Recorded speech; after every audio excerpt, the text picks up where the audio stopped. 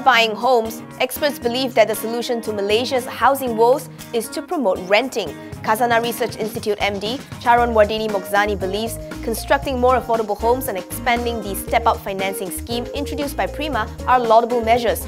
But he says the government has to look at a sustainable solution for the long term, which includes encouraging Malaysians to rent instead of buy. He hopes that Budget 2018's proposal to formulate the Residential Rental Act to protect the landlord and tenant will spur the rental market. Institute of Chartered Accountants in England and Wales President Nick Parker too believes that building more homes might not be the solutions for the Malaysian market. Citing the London property market as an example, he points out that the property prices may remain at a level that is unaffordable for most households because of restrictive supply. So what's happening there instead is there's a change of perspective from owning a home to renting one. Ride-hailing services provider Grab Inc. says it has surpassed the 1 billionth mark in terms of rides across Southeast Asia. The company hit the milestone with 66 concurrent rides in 1 second across all 7 of its markets in Southeast Asia: Singapore, Indonesia, Philippines, Malaysia, Thailand, Vietnam and Myanmar.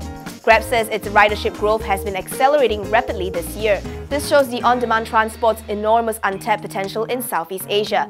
Co-founder Anthony Tan says this milestone is a great testament to the strength of Grab's business and its management team, that it has dramatically increased the size of its business in such a short time. Grab claims to control a 95% share in the third-party taxi hailing market and 72% in private vehicle hailing in Southeast Asia. The federal government has approved an initial 150 million ringgit for flood mitigation projects in Penang as the state braces for a possible second wave of heavy rain. PM Najib Razak says the allocation is part of the 1 billion ringgit worth of projects identified in Penang. He is mulling setting aside additional funds for the purpose. Over the weekend, almost the entire state was hit by devastating floods, displacing over 7,000 people and killing at least 7. It is also estimated to have cost local SMEs about 200 million ringgit in losses. As Penang reels from the disaster, both ordinary citizens and corporations have sprung into action to offer aid and support. For instance, Maybank and Bank Islam are offering a 6-month moratorium on monthly installment payments for loans and waiver of certain charges to their customers. Malindo Air and AirAsia are offering to fly aid and medical personnel to the state. And Tenaga Nasional has provided 30 mobile power generators to restore electricity to affected areas. The 450 million ringgit Gateway Klang Mixed Development Project is off for Naim Indah Corp after the company ceased to be the project management consultant for LAGENDA ERAJUTA's project. This is due to a delay by LAGENDA in obtaining approval for the land transfer and a change in land usage status.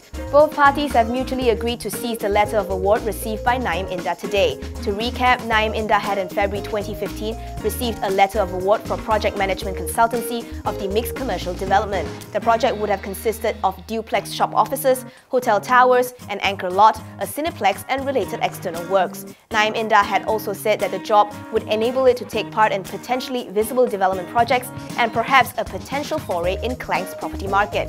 The company is expecting the cessation of the award to have an impact on the revenue and profit.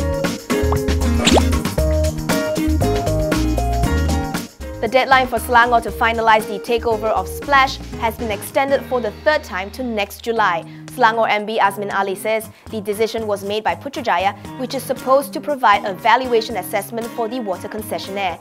According to Azmin, negotiations between the state administration and the federal government have yet to be finalised and that there is still no valuation assessment report in sight. The acquisition process should have been finalised on October 7, 2016. The deadline was then moved to April 6 and then for a second time to October 5. Earlier reports indicated the book value of Splash, whose concession ends in December 2029, to be somewhere between 2.8 billion and 3.2 billion ringgit.